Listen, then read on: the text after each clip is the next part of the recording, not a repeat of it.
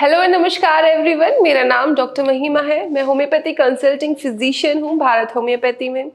आज इस वीडियो में हम बात करेंगे कि सोराइसिस के कारण क्या होते हैं, मतलब कि सोराइसिस के कॉजेज क्या होते हैं। बिकॉज अगर किसी को सोराइसिस हो जाता है, कोई भी अगर बीमारी होती है, तो हर इंसान चाहता है कि मुझे उसका कारण पता चले, मेरे शरीर में ऐसा क्या हुआ है कि मुझे ये बीमारी हुई है। तो इसीलिए जितने भी मेरे सोराइसिस के पेशेंट है, सबसे पहला उनका क्वेश्चन यही मुझसे रहता है कि मैम क्या कारण है, क्यों हमें ये बीमारी हुई है और क्यों मुझे ही ये बीमारी हुई है और किसी को ये बीमारी क्यों नहीं हुई। तो बात करते हैं कारण के बारे में। तो सब उन सोराइसिस पेशेंट्स के लिए वीडियो है। तो सबसे पहला जो पॉइंट कारण मेरे दिमाग में आता है वो होता है कि एक ऑटो इम्यून बीमारी है। आप इसकी कोई ये नहीं है कि आप ही कोई बीमारी होनी है। अगर किसी का भी ऑटो इम्यून डिजीज उनकी बॉडी में डेवलप होती है तो वो बीमारी उनके शरीर में आ सकती है।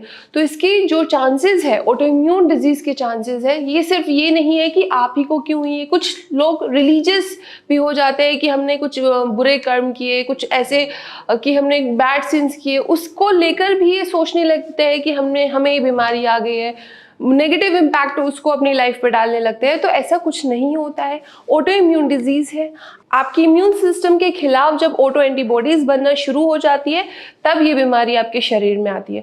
और जब ये बीमारी आपके शरीर में आ चुकी है तब आपकी सेल्स में, जो हमारी स्किन की सेल्स होती है, यूजुअली धीरे धीरे बनती है। कुछ उनका टाइम पीरियड होता है, कुछ एक स्पेसिफिक ड्यूरेशन होता है साइंटिफिकली। पर सोराइसिस के केसेस में आपकी जो स्किन की सेल्स है वो जल्दी जल्दी बनना शुरू हो जाती है।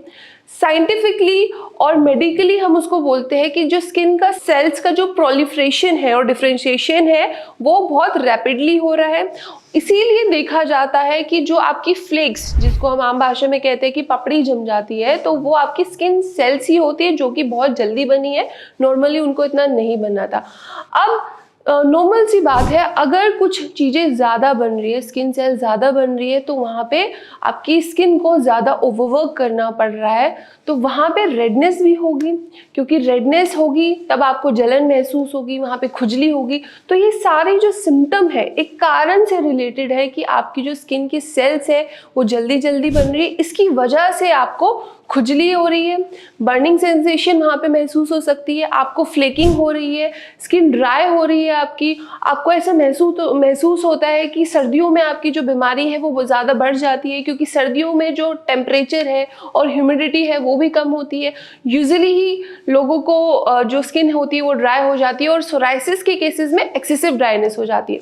तो ये कुछ फैक्टर्स है जो कि फैक्टर्स को रिलेटेड होते हैं हमारे सिम्टम से। तो अगर हम बीमारी को उसकी पैथोलॉजी तक पहुंचे कि वो क्यों हुई है और एक बीमारी को ऑटो इम्यून डिजीज की तरह ठीक करें, और पेशेंट की लाइफस्टाइल, पेशेंट का टेम्परामेंट, पेशेंट का डायथिसिस जो कि होम्योपैथी में बहुत मैटर करता है, उसको कंसीडर करके अगर हम इलाज शुरू करते हैं सोराइसिस का, तो सोराइसिस बिल्कुल जड़ से ठीक हो सकती है। और ऐसे ही हम भारत होम्योपैथी में टेम्परामेंट, डायथिसिस और उनकी टोटलिटी ऑफ सिम्टम के बेसिस पर हम पेशेंट्स का इलाज करते हैं।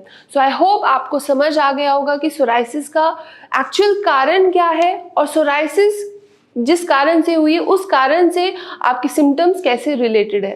Thank you.